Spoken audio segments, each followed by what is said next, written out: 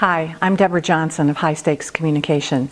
In this video, I want to talk about how you come across and what effect that has.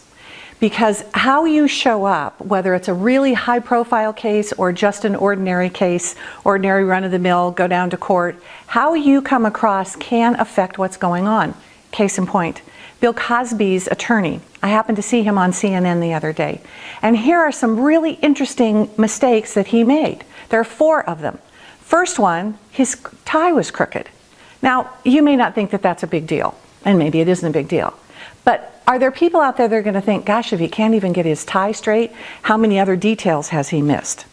The second thing that I noticed immediately was that he had his forehead all scrunched up. He had huge lines in his forehead from his eyebrows being way up here like this. What was that all about? What was he thinking? Why was his facial expression like that? I'm not the only one that would have been asking that question. The third thing was that he was hunched over the microphones. So he was doing this.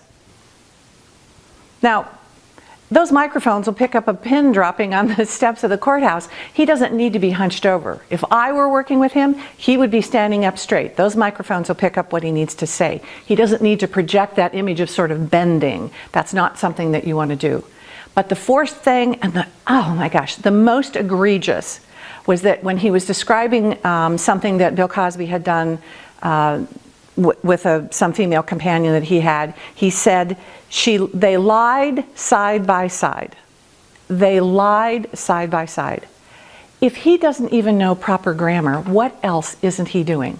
So, you know, maybe it's no big deal, but look at all 4 of those things all together. What is he telling people? His tie is crooked, his forehead's scrunched up, he's hunched over the microphones, and he doesn't use proper English. Is this going to reflect on his client to the jury pool? I don't know. Is it going to reflect on his image in the public? Is it going to reflect on future business?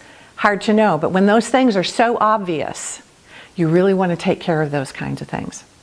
If this information would be useful to someone else, please feel free to pass it along, pass the link along. I'd love to have people take a look at this. Stick around for the next one. I'm Deborah Johnson with High Stakes Communication.